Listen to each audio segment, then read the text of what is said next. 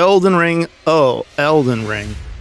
Like a lot of you, this open world masterpiece from acclaimed developer FromSoft dominated my gaming time for over a year, and then again for the DLC.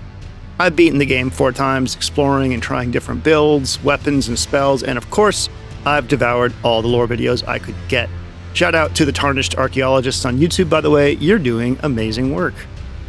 One interesting thing about Elden Ring is that it has a lot more music in it than previous games, with 37 tracks in the base game. Dark Souls 3's OST's tracklist before the DLCs topped out at 24, and Bloodborne's at 25. A lot of this has to do with the use of music in the open world, something new to FromSoft. Traditionally, FromSoft games didn't use music in the main level areas, only in the homeworld, like Firelink Shrine, or the Hunter's Dream, or in boss battles. There are a few exceptions, like Ash Lake in DS1, and Yarhagul, Unseen Village, and Bloodborne, but for the most part, it wasn't until Elden Ring's massive open world layout that we got music for each traversal part of the game and not just bosses and homeworlds. And guess what? The open world music is good, like really good. I've stopped writing torrent and just sat and listened multiple times to the music in the various areas of Elden Ring, and each one has a specific sonic flavor, something that unobtrusively signals to the player what the area feels like a sonic fingerprint that becomes a character unto itself. And even better, I think there's lore in the music, something I suspected but didn't know until I took on this project. Okay, so what is the project? Well, you read the video title. I reversed engineered the Elden Ring open world music to see what made it tick.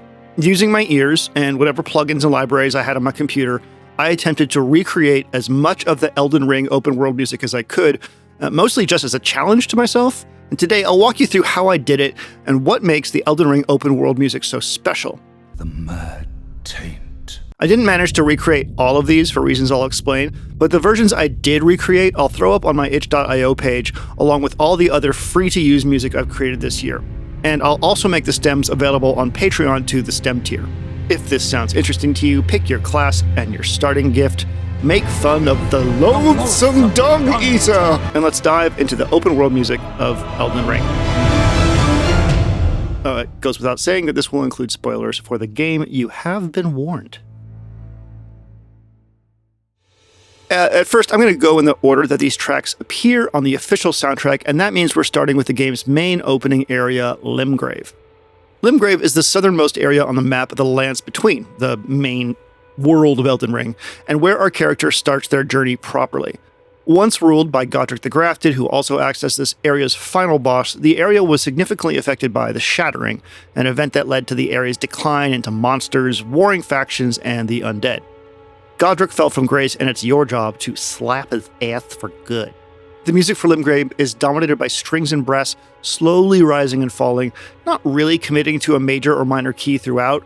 It gives A major for most of the time, but the way it uses the intervals between notes sometimes comes across as like mildly creepy or unsettling. It's austere, reserved, a little broken, much like the once great kingdom that resided here.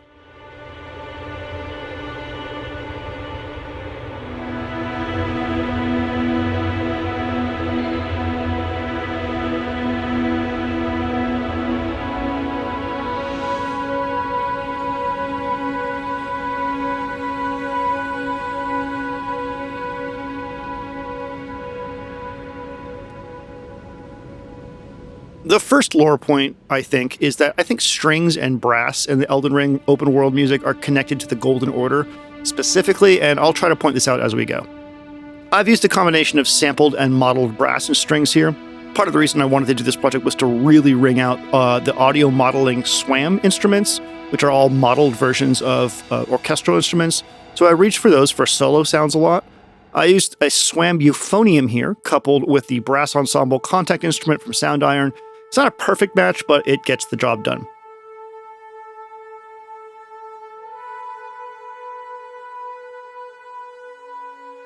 Most of these types of libraries use the mod wheel to adjust expressivity, and I also needed to map vibrato in the SWAM instruments, so the CC control plugin that comes with Ableton 12.1 was a huge help.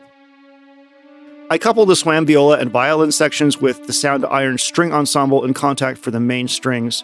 I heard individual notes were getting individual dynamic movement, so I needed to break things out into individual plugins to get those individual movements. The high violins have their harmonic setting at 2, which gives a more ghostly, less fundamental tone to the strings.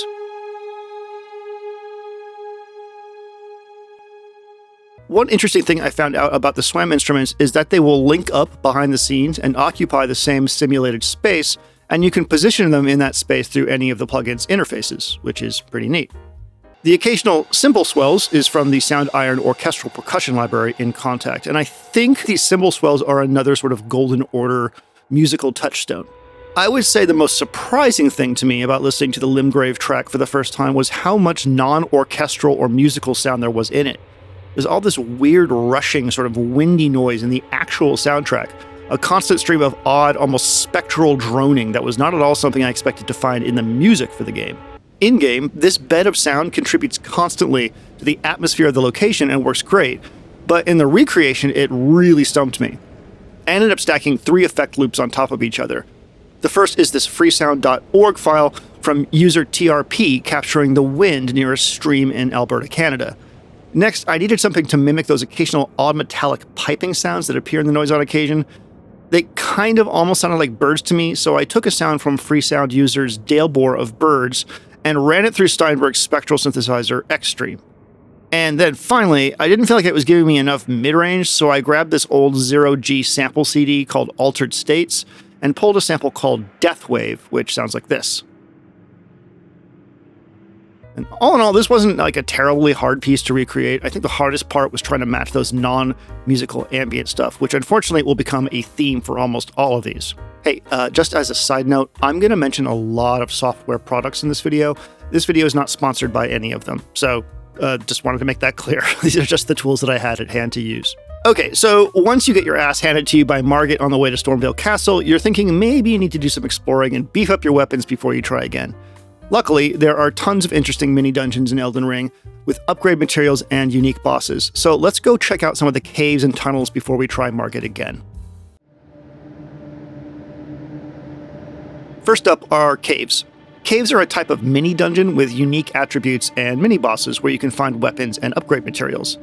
There's a lot of caves in Elden Ring, but only one caves track in the OST, so I assume it's used throughout the game. Caves is written in some flavor of D minor. It uses simple pads of D, C, and G, relying on alternative articulations to give a shimmery, creaky, and mysterious vibe. Occasionally, a string will stray up a little bit microtonally, which, with the background non-musical ambience, contributes to an almost Phrygian interpretation of the piece and adds a lot of foreboding.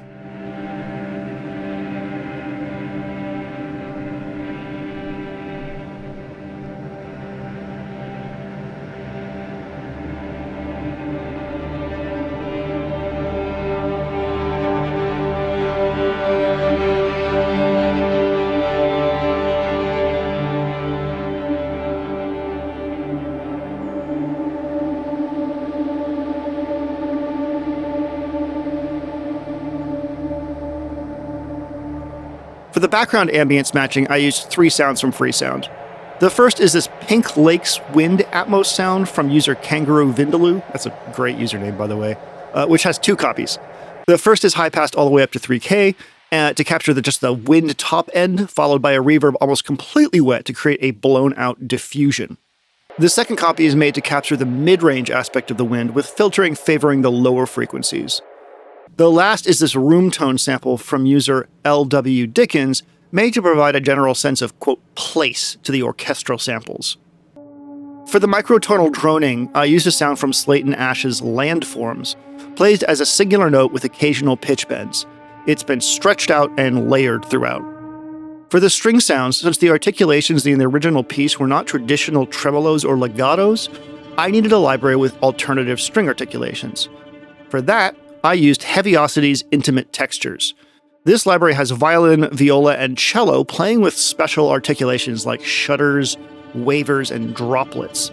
You can have them play individually or build special custom versions of the textures and fade between them and add effects, and I will rely on this instrument heavily throughout the project. Finally, I felt like I was missing something in the low end, so I reached for low-end strings, a library from 10 Phantom Rooms for Contact. This is a hybrid acoustic electronic library of bassy string treatments. I used a very slow LFO on the pitch to create an unsettling shifting effect to the bass, and automated the gain to have it sort of breathe in and out. This was a fun piece to recreate, and if you have any suggestions for other libraries with alternative string articulations, please leave a comment and let me know which ones you like. The tunnels in Elden Ring are scattered throughout all the lands between, each one full of smithing stones for your character to use to upgrade their weapons. They'll usually be full of minor enemies, plus enemies specific to the area's lore. The theme for this one is one of the most neutral harmonically of all the open world music, in that it spends most of its notes on A pentatonic, gingerly dripping into like A mixolydian here and there, with a major third and a minor seventh. A series of deep, trembling chord pads sound like they're coming from underneath the earth, obscured through filtering.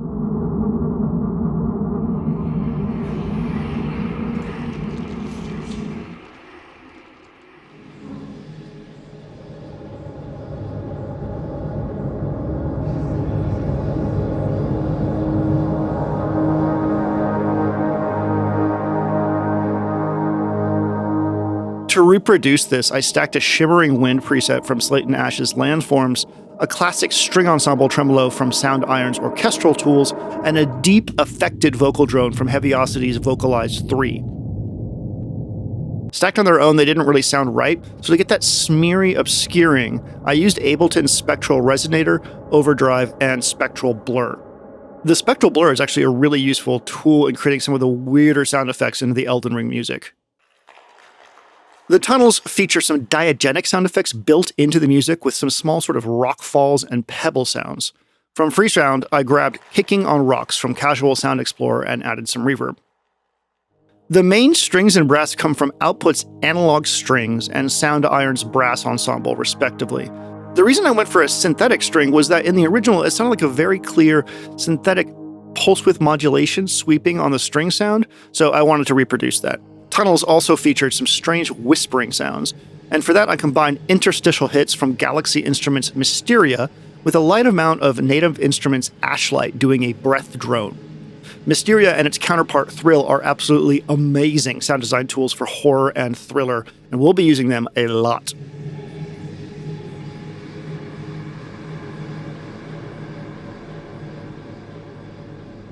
This one wasn't hard to put together, mostly again, getting the non-musical stuff right was the big challenge.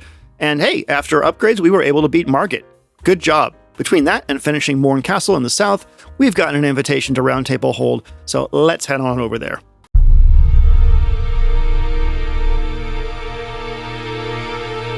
Roundtable Hold is the home base of Elden Ring, in the grand tradition of most FromSoft games. Here you'll level up, upgrade your weapons and tools, buy and sell items, and start some of the game's NPC questlines. It's an important place, so important that the original version of it was actually in the city of Leyndell, the capital of the Lands Between. In its original incarnation, it acted as a gathering place for Queen Marika's champions, and those who would aspire to become Elden Lord. The one we visit in the game, however, is sort of outside the physical realm of the Lands Between, but is still deeply connected to the Golden Order and its master, the Greater Will. In our version of the Roundtable Hold, we have a creature called the Two Fingers, which communicates with the Greater Will, the supposedly benevolent cosmic deity associated with the Elden Ring, the Erd Tree, and the Golden Order. It has a massive site of grace within it, something also connected to the Greater Will. Finally, when you burn the Erd Tree near the end of the game, our Roundtable Hold also burns, suggesting it's connected directly with the Erd Tree in the real world. I bring this all up because I believe that in Elden Ring, the use of arrangements rich in strings are associated with the Golden Order. We've heard them in Limgrave so far, and we'll also hear them in Stormviel, Leyndell, and the Atlas Plateau.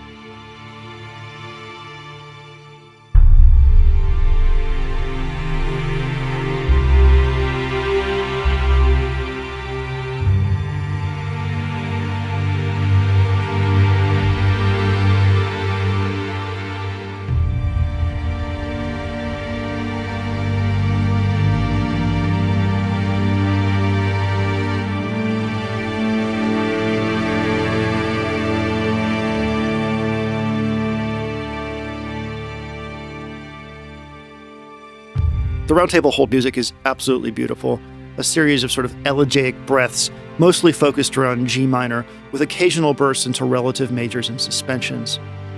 Outside occasional thumps of a large low drum, which I used damage 2 for,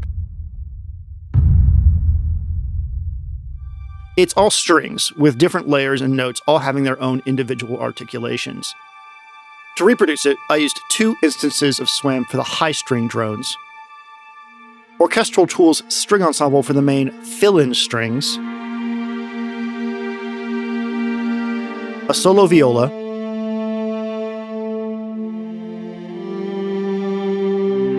cello section, and bass section from SWAM, and doubled up the modeled solo cello with a superb Stradivari cello from E Instruments. Once the notes themselves were transcribed, I used CC control on each instrument individually to swell the expression and vibrato to create the beautiful breathing pads the original track had.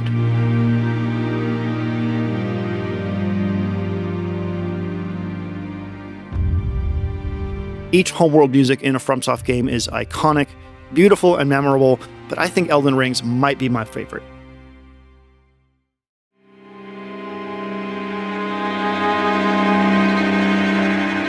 Once we're feeling brave enough, we can head back to Stormviel to take on the dungeon's boss, Godric the Grafted. Godfrey, in his campaign to unite the lands between under the rule of Queen Marika and the Golden Order, conquered the original lord of the castle and put it under the symbol of the Erdtree. After the shattering of the Elden Ring, a descendant of the Golden lineage, Godric took over the castle and began experimenting with grafting body parts to himself. You know, for fun. You'll need to beat him and Margit the Fell Omen, which we already did, before you can proceed with the rest of the game. Well, I mean, you could go to Caelid. Some of you probably accidentally went to Caelid. If you went to Caelid, I'm sorry, okay? Just sit tight. We'll come fetch you in a bit. The theme for this area is somber and a little threatening. It accurately portrays the fallen grace of the Golden Order through Godric by using the rich strings we find associated with all the open world music in places where the Golden Order was ruling.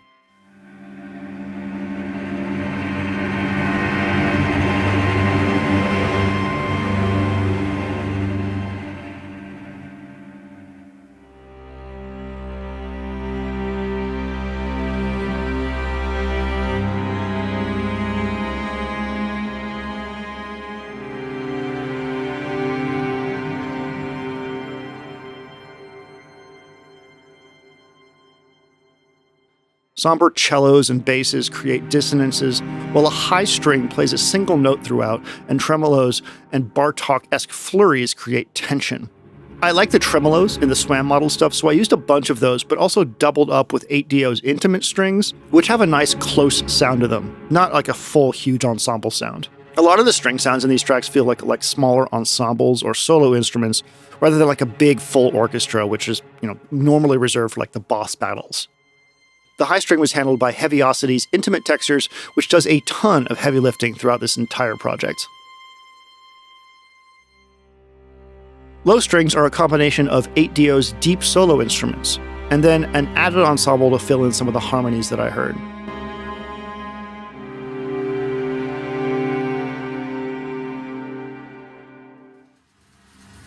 Finally, what I assume to be some kind of angry tremolo effect in the lows, I aped with the use of these Bartok pizzicato sounds ran through a very wet reverb. Now's as good a time as any to mention for mastering these. I usually put an Ableton hybrid reverb with a long haul on the master bus, followed by isotope ozone. I use the actual audio file for the track I'm using as a reference for the Ozone's mastering assistant, which matched the mastering to the quality of the track I was remaking, and then I just sort of adjusted as needed. Once Godric the Grafted is defeated, we can access Liurnia of the Lakes, a huge area that can take us to most of the rest of the lands between. This is one of the most significant departures in open world music so far, if we ignore Caelid. I hope we did not go to Caelid.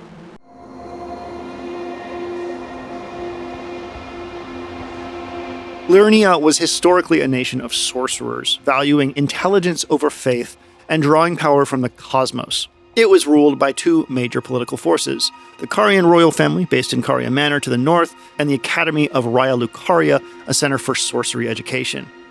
At first violently opposed to the Golden Order, eventually an alliance was struck through marriage of Queen Renala, a powerful sorceress, and Radagon, a great warrior who changed his ways for love. Aww.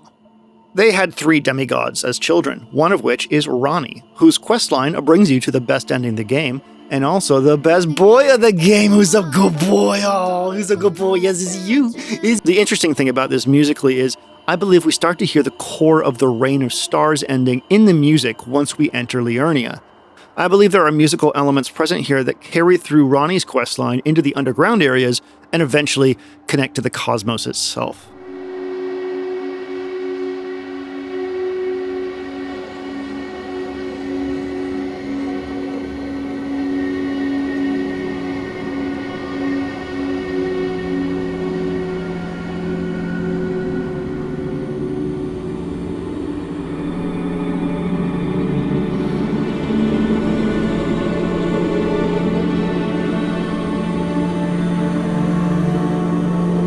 The music for this area is mysterious and a little dangerous, bordering on F Phrygian through microtonal bends.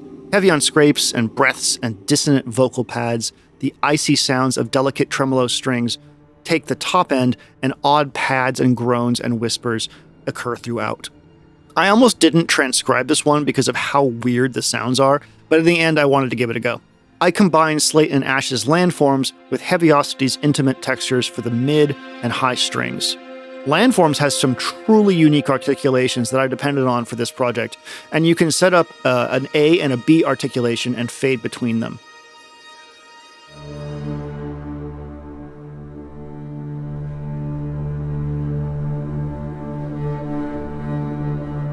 Anytime I heard the hint of breath in the open world music, and there's a lot of it, I reached for the Breathscapes patch in Heaviosity's Vocalized 3. Same for what I ended up assuming were these sort of highly treated vocal pads in the midsection of the track. I used pads from Vocalized 3 coupled with a drone from Mysteria to get a complex dissonant vocal swarm.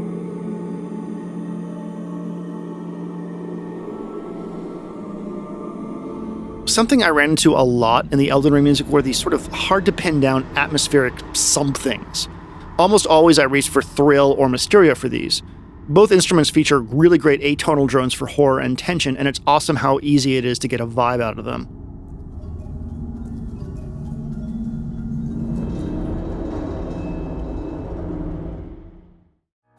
There's a lot to do in Liurnia and a bunch of bosses you can face, so hit up those caves and tunnels and catacombs, talk to the hand, meet up with a very good boy. And if you want, talk to this bitch and start Moog's questline to get that one farming spot we all love so much.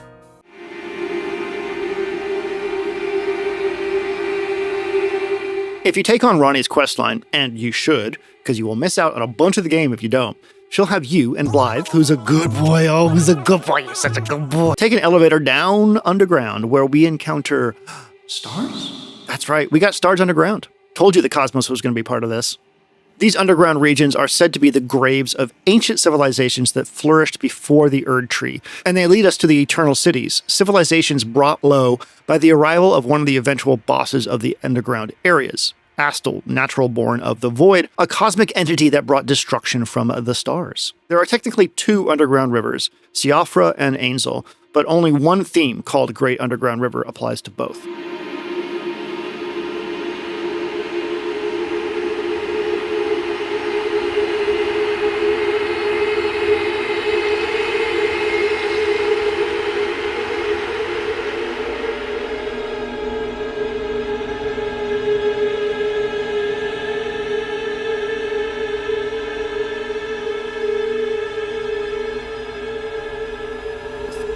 I wrote down G for the key of this piece, but to be honest, I don't know if it technically has a key.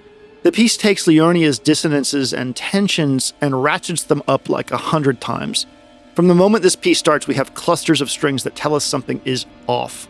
I used a combination of Heaviosity and Thrill to get these drones. Then there are these vocals. I think these high female vocals are a theme for anything to do with the cosmos, starting with Liurnia and working our way down. It was actually really hard to get just the right type of ee vocal. The closest I had on hand was Contact's Omnia Choir.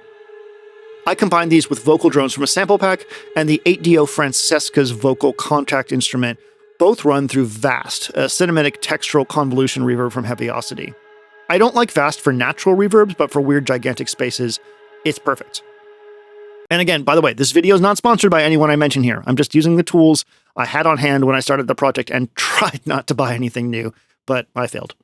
Mysteria and vocalize make up the whisper cycles and another underlying tension.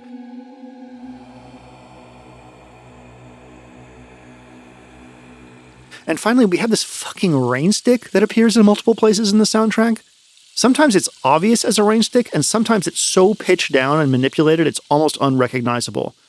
I found an excellent rain stick sample on freesound.org from user Ancient Oracle. And again, I'll link all the resources in the video description. While you're down here, explore around, talk to Blythe, ask him if he wants to go on a date, and then head back up to the overground to beat the boss of the area.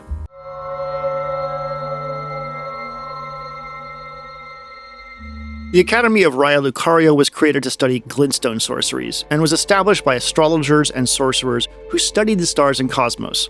Instead of pulling its strength from the Erd tree, they drew power from the cosmos, and its lineage includes Rani, who wants you to help her bring about the end of the Age of the Golden Order, and instead usher in the Age of Stars. The music for this area is pure mystery and tension. It's not horror per se, but it is very mysterious, with a shifting key that never seems to settle. This is the first time we hear what I assume are wind instruments as well, with a deep contrabassoon swelling dreadfully in the low end.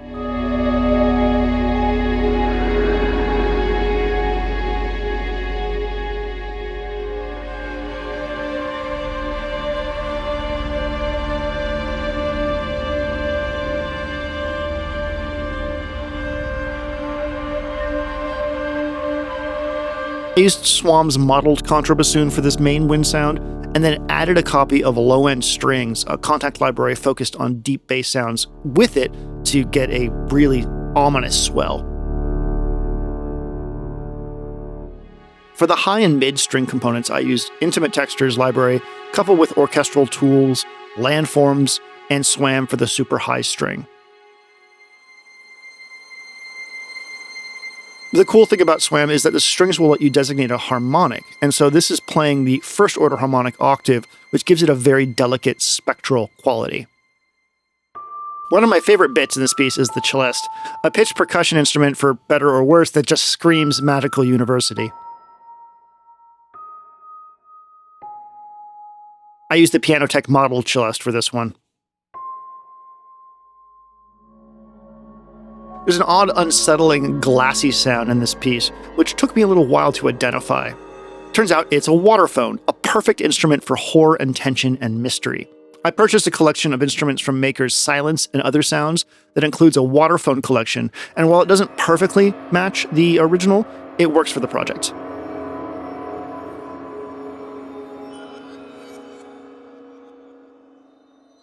Another library that came in clutch for this piece from the same maker is Helen.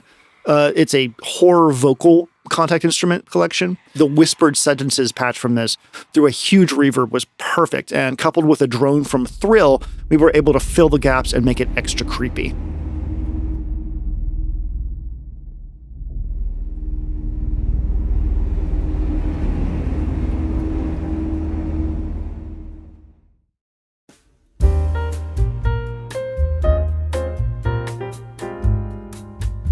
Ah, Caelid.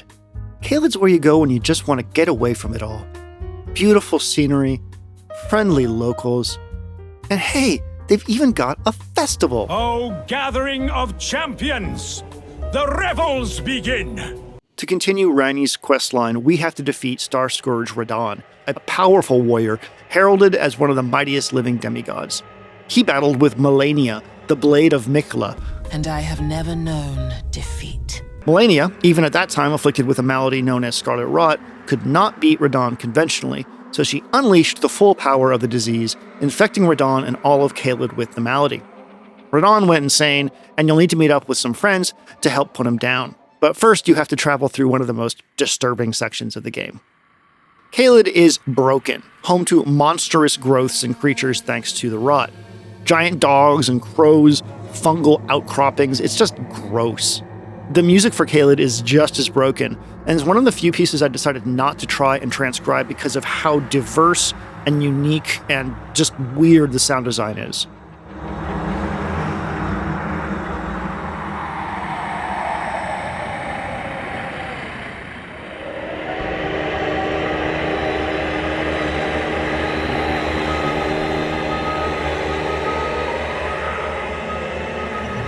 There's a screaming wind throughout, weird ghostly voices, swarming insect sounds, and tortured string sounds that all help build a feeling of complete and utter wrongness. There's no key here, just dissonance, and it's also like weirdly a little bit of like throat singing. Also, weirdly, you can catch a tiny bit of that goddamn rain stick from earlier, completely malformed. The theme for Caelid is a masterclass on how to musically portray an area as mutated, malformed, and twisted by horrible events that's still torturing its inhabitants to this day. You should get to Redbane Castle, put Radon out of his misery as fast as you can, and then talk to, oh my god, there he is, this boy. How's it going? You want to go to the place where the star fell from the sky? Okay, let's go, oh my god.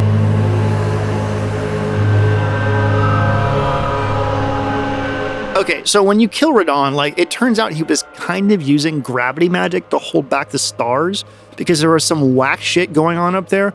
But with him dead, one kind of crashes down and puts a big hole in the ground, and good boy Blade wants to go check it out with you. So that's where we're going. There are 2 Eternal Cities, Nokron and Nokstella, but one theme called Eternal City. They're full of a race called the Nox, one that predated the arrival of the Greater Will, and one that was banished underground by it. They're also connected to Randy's quest to usher in the Age of Stars in opposition to the Golden Order's reign. Underground here, we'll find stars above, and more of that eerie, unsettling atmosphere we encountered first musically in Liurnia.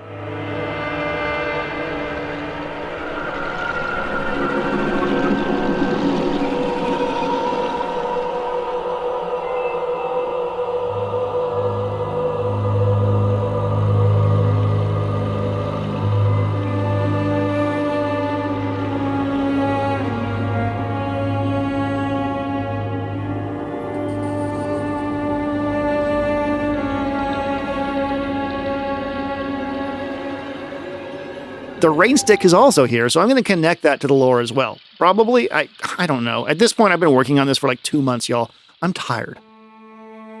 This piece is a combination of what feels like a solo cello, which I made using a double of the SWAM modeled cello and a contact one, and a low bass drone, courtesy of Audio Bros string ensemble basses from the Contact library.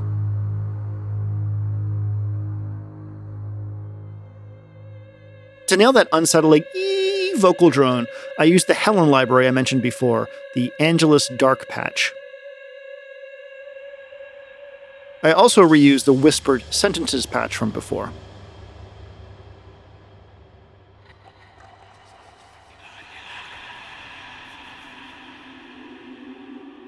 Underneath that, I combined 2 patches from Mysteria and played the XY pad throughout to get an unsettling vocal bed.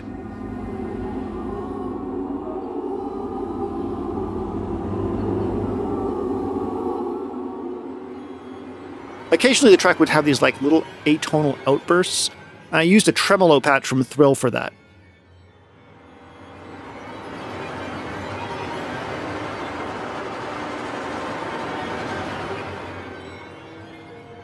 Finally, to round out the weirdness, I used this patch from Silence and Other Sounds' Relict, which is just a bunch of super weird, unsettling things.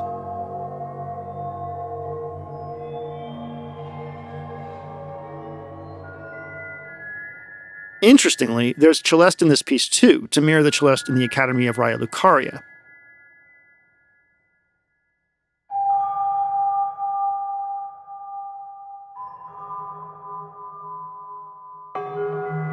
Finally, the bells came from stacking the Tubular Bells patch from Contact's Symphony series percussion with a shimmering bells patch from Straylight. This combines the classic Tubular Bells upper with a more surreal mid-range tone. This is an incredible piece, one of my favorites to have transcribed.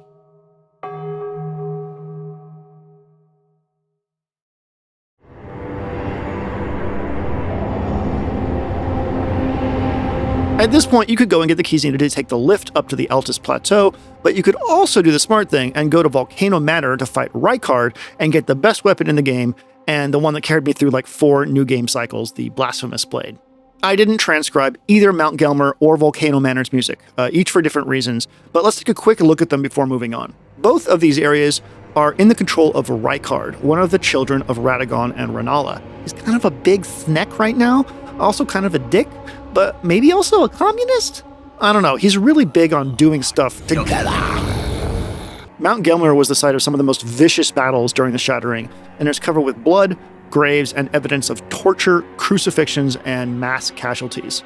The music for Mount Gelmir is sinister, featuring a dark low drone in F minor, surrounded by swarming voices and whispers.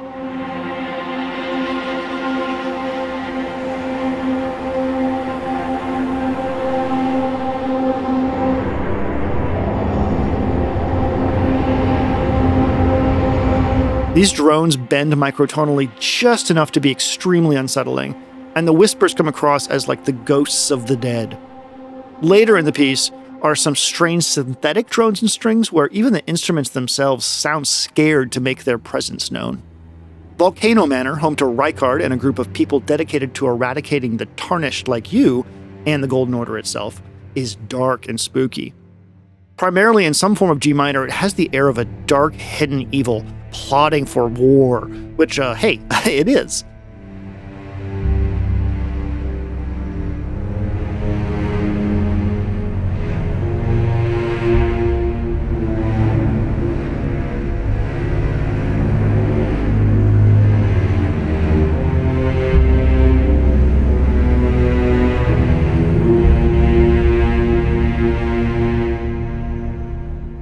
There are none of the high string drones that are present in almost all other themes, especially the ones associated with the Golden Order. These are all basses and cellos, dark brass, and a meandering minor melody that's almost a riff in how all the instruments are gelled together. Out of all the open world music in Elden Ring, it's a unique approach compared to what we've heard so far, without compassion or grace, but still strangely beautiful.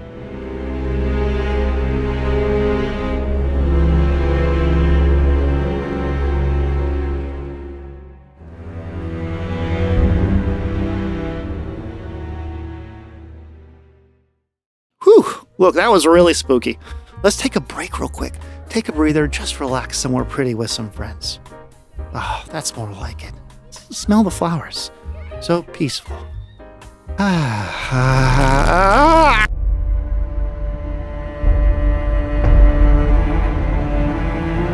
The Altus Plateau was a major battleground during the Shattering War, and it is scattered with ruins and encampments that bore witness to the conflicts that took place here. It also serves as a gateway to the capital city of Leyndell, which is interesting because of how much the music connects the area to the other themes associated with the seats of power in the Golden Order. I only transcribed the first half of this piece because at this point I was tired of figuring out the same string pads over and over again, but the bit I did work on is one of the most beautiful melodically in the entire game. Rich strings play a soulful set of pads in D minor, with standouts from the cello and viola, weaving in a somber melody over a set of trembling strings.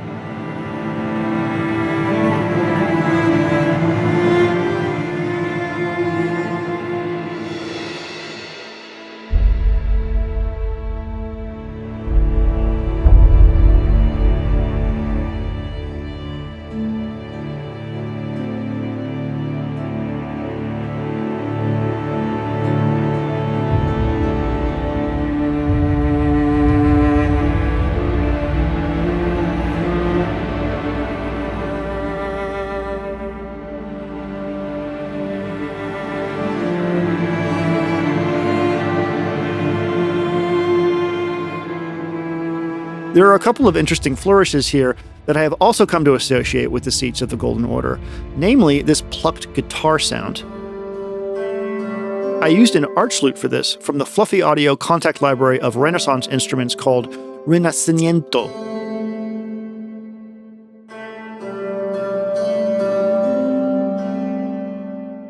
Another thing I associate with the Golden Order pieces are these cymbal rushes, which here comes from the Contact Symphony series percussion.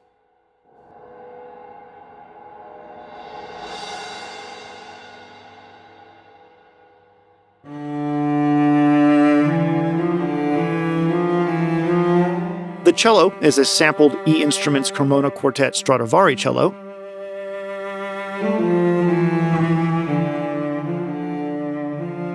The viola is the Amati viola from the same maker.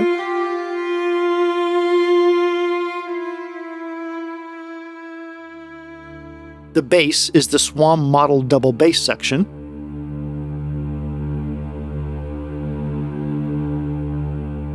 And there are 2 ensemble sections, one from the Contact Symphony Series String Ensemble,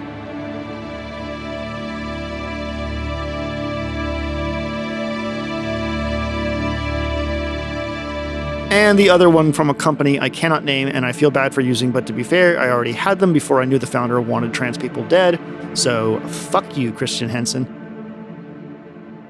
There aren't a lot of brass or winds used in Elden Ring open world music, but there are some here. I used the Symphony Series Brass Ensemble, Woodwind Quintet, and the Swam modeled oboe.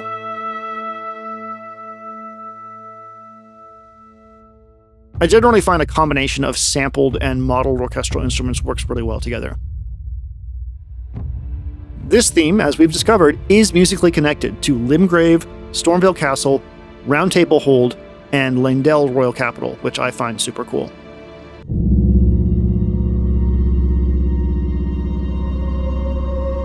Before we make our way into Leyndell proper, let's dip into one of the many catacomb dungeons around the Lands Between. These catacombs were built as burial sites for those who earned a proper death in the Lands Between.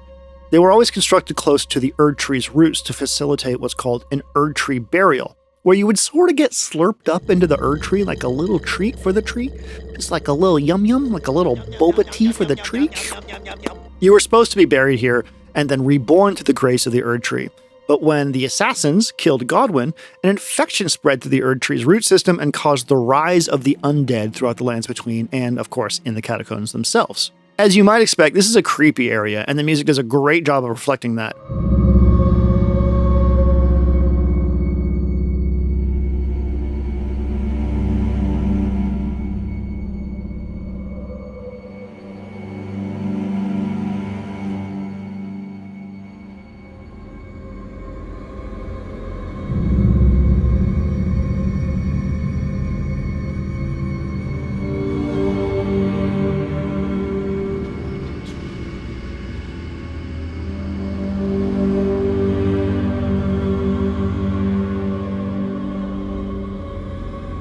Right off the bat, we get this sinister low piano hit, followed by these creepy ghostly strings that drone in and out. There are also these wonderfully creepy vocal drones that fade in and out around the various strings and atmospheres. I think this track is in F minor, but it moves around a bit and hits some microtonal bends to make it sound a lot more sinister. The low hits are a combination of piano tech and low-end modular for Contact, which is a library focused on synthetic cinematic bass and sub-sounds. The high string clusters are the droplets articulation on Heaviosity's intimate textures and a high harmonic note on the Swam modeled violins. The mid-range and bass strings are the cello's vibrato waves articulation in intimate textures, and the basses in the Symphony Series string ensembles.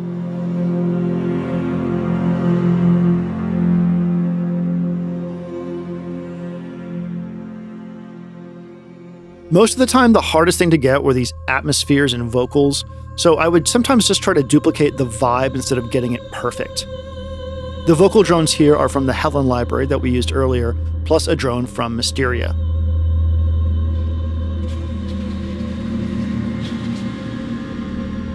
And finally, rounding out the bed of terror, we have this creepy ashlight patch and a drone from Thrill.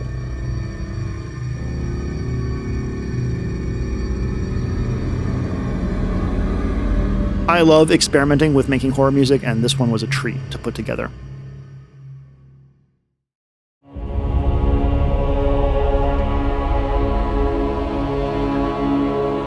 This is the royal capital of the Golden Order, established as the center of rule by Queen Marika. It was a site of major battles during the Shattering War, and was even partially destroyed by the dragon Grandsax, who is just sort of still around, having a little nap. It's now ruled by Margot, who we have to beat to continue the game. It's a beautiful place, still well preserved, but holds some dark secrets we'll get to later. I didn't bother transcribing the music for this because I got tired figuring out the same groupings of string pads over and over, but wow, this piece is beautiful.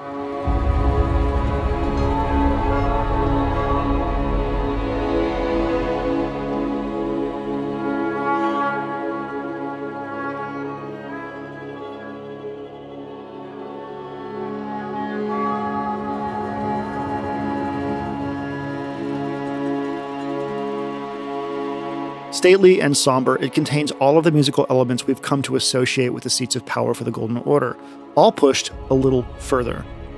The string pads provide a bed for solo cellos and violas. We have this deep low drum that we've heard before, and our plucked guitar-like sound is back too, but this time with a fast strumming counterpart that joins the tremolo strings that fade in and out.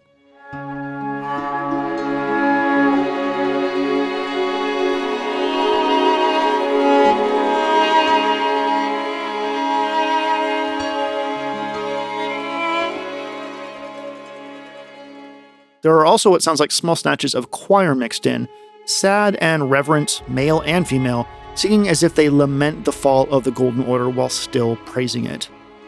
An interesting thing to note about leyndell, as we've mentioned earlier, is that you can find a version of the roundtable hold that you call home base. It connects the two areas in lore and musical theme, the rich sad strings of both areas' incarnation speaking to their intertwining in their place in the world.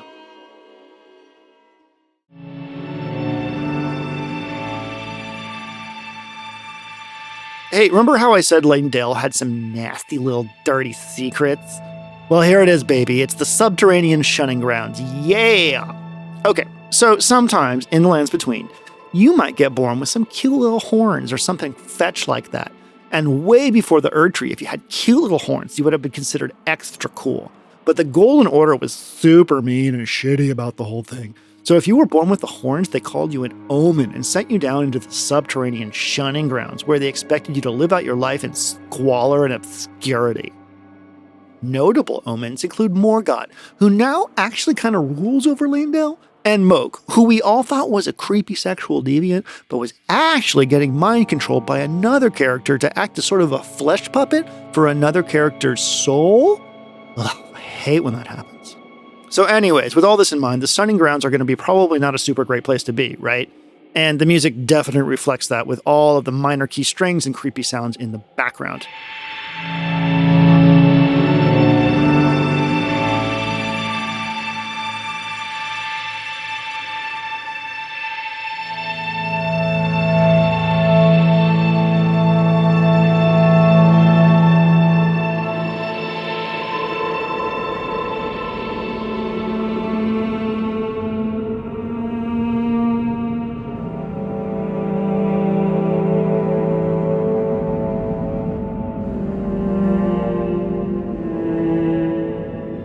This is another piece that calls upon solo cello, which is probably my favorite string instrument. And for this one, I used the Swam solo cello, which has a wonderful vibrato that you can control.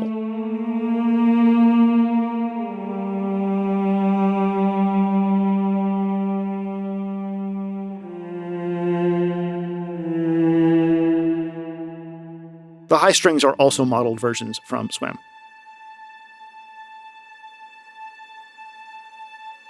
For the intermittent tremolo strings, I used intimate textures, but instead of a solo articulation, I used the texture designer, which lets you set up 3 different textures and fade between them. I heard what sounded like brass and winds in the original, so I used a stack of modeled and sampled horns and winds to get these warm swells.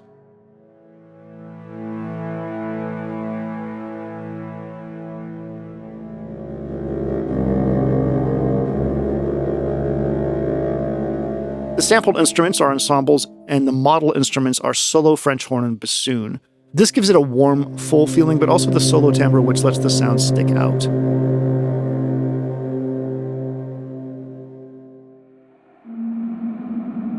Finally, I used some samples from Freesound from user Ben Boncan.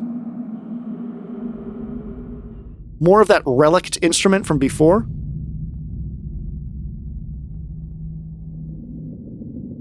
And finally, a low drone from a hybrid wavetable contact instrument called Porphyra from maker Ocean Swift. There are also occasionally manipulated howling sounds from Freesound user Nature's Temper.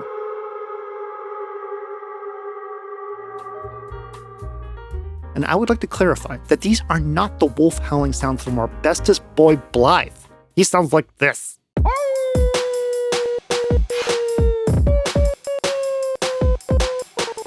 Knock, knock. Who's there? Ow. Okay, look, I'm gonna be honest, I don't have the stamina to finish the rest of these. I've been focusing on this project for 2 months straight, and I just want to get this done. Of the 6 remaining pieces left, Mountaintops of the Giants, Divine Tower, Crumbling Farum Azula, Consecrated Snowfield, Mikola's Halig Tree, and Elfiel, I'm sure I mispronounced that, I only transcribed Divine Tower and Crumbling Farum Azula. At this point, I personally felt like I had learned musically what I needed to from the project, and I didn't hear anything super interesting from a lore perspective in the music that was remaining. So we'll just finish up with the 2 that I did transcribe. I do think it's kind of interesting that I couldn't find a specific lake of rot music. I really would have expected that. But anyways, let's go over to the Divine Tower. Okay, so like every time you kill a legend boss in Elden Ring, you can claim their Great Rune, which is kind of like a temporary tattoo that gives you like magic powers or something. And to get that magic tattoo thing, you have to climb a Divine Tower somewhere, and at the top there's some dead Fingusi and a magic tattoo that gives you something good, but everyone just uses the first one they get, so what's the fucking point? Anyways, there are a bunch of Divine Towers, but only one piece for them, so lucky us. If you think about how there are little musical flourishes for each faction of the Lands Between, the Divine Tower music kind of combines a little bit of all of them. We have the high trembling strings of the intro area, a plucked guitar from the later Golden Order areas, these atonal chimes which feel like a nod to Liurnia to me, and these big bells which feel like the ones we hear in the Eternal Cities.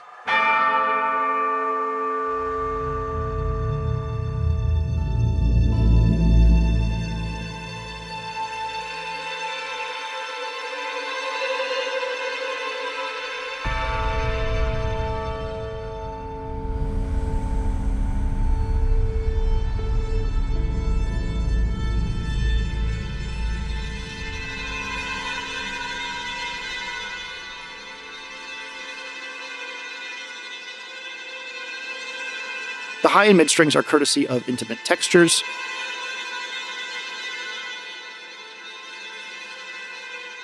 I also heard what sounded like something with a sort of vocal quality, so I grabbed a high voice from Vocalize 3.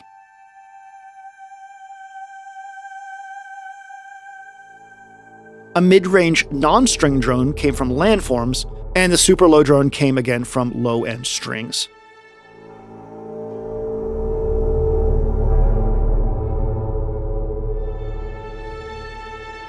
I'll say again real quick that once you start to really get to know your tools, you know what to reach for when you hear something you're trying to create. And I think that's probably the most powerful gift you can grant yourself as a composer. I didn't find that the archlute sound from earlier worked quite as well here, so I used a galichon instead, which has this sort of inherent double pluck.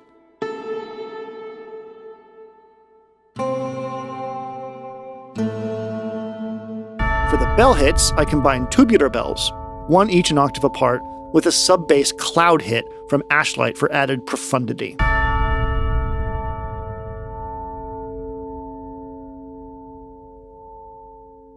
One sound that I needed to buy a new thing for was what I assumed to be some kind of wind chime sound. I didn't have anything quite right for it, so I did a quick search and it turned out that Atio had a really cheap one that worked pretty well.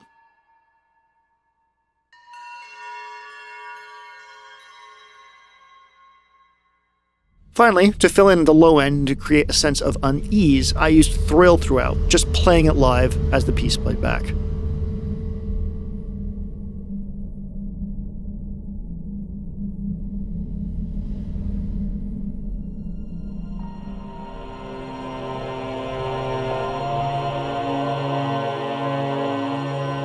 Alright, well, we've reached the end of the line for our deconstruction of the Elden Ring open world music, and we're ending with one of the most interesting places in the game, Crumbling Farum Azula. You arrive here after your friend Melina roofies you and you fall asleep on top of a big cup? This place was once the capital of the ancient dragons ruled over by Dragon Lord Placidusax. It got totally messed up by a meteorite, and it's thought that it may have been attacked from an outer god or a cosmic entity like Astel. Wow. Your goal here is to defeat Malekith, the Shadow of Marika, who was sent here to protect the Rune of Destined Death. Beating him will restore the normal cycle of death to the Lands Between, upset by the Erd Tree's big sick after the Night of the Black Knives. Malekith isn't quite the good boy that Blythe is, but he is a really good boy, and he's doing the best, and it's a little sad to kill him, but hey, a lot of sad stuff happens in this game, and a lot of the music is sad because of it. The theme for Farum Azula is sad. It's a series of minor drones punctuated by sounds like an anvil being struck and a choir of male voices.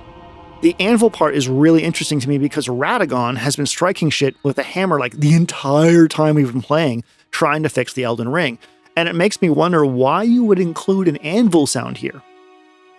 Interestingly, the Night of the Black Knives was when the Elden Ring was shattered, so yeah, lore? Vati, please help.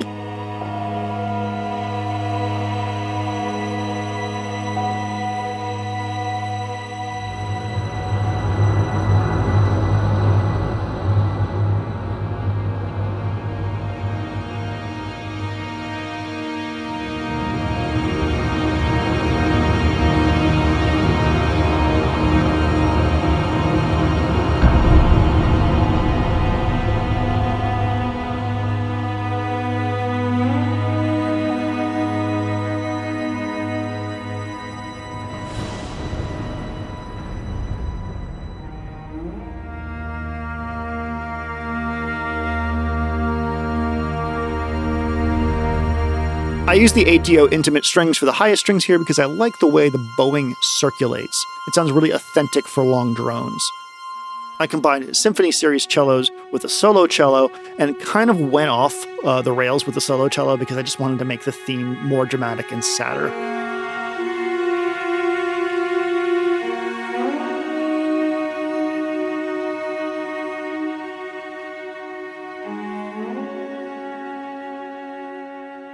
For the low strings, I combined a dedicated bass instrument with the ensemble to get a double the fun kind of thing.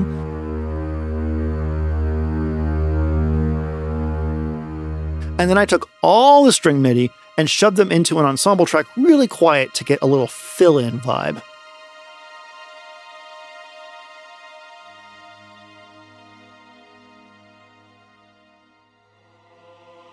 To get that really static male choir sound without any kind of like uptake on the original vowel, I actually reached for a couple instances of the Amadeus Symphonic Library, which is a really good, inexpensive intro value collection of orchestral instruments, and I doubled them up for layering.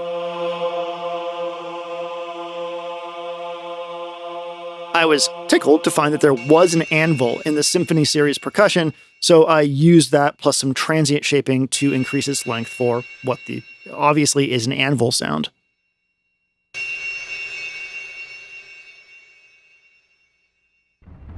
Finally, I needed something for what sounded like thunder and drums hiding behind the whole arrangement.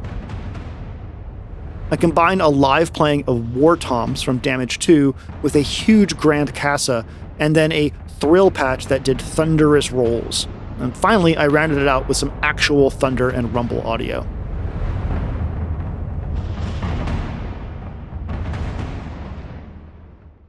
Phew. Okay, well, sorry, Malakitty, I gotta put you down and get the hell out of this place.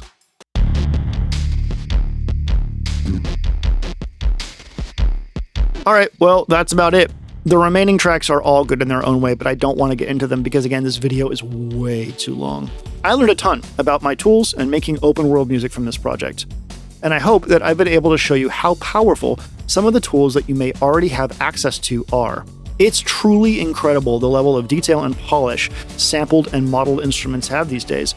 And given the opportunity, anyone with patience and dedication can make a compelling score easier than ever before. I want to thank my patrons for providing me an opportunity to take time on a project like this. Without you, none of this would be possible. I'd also like to remind anyone watching this that I do one-on-one lessons in music production if you are interested. Links to that, plus all my sources for the video and tools that I use in the video, are in the video description. Are there any other games that you would like to see the music of broken down like this? If so, leave a comment and a like, and I'll see about it. And till we meet again, Tarnished, have a wonderful day in the lands between.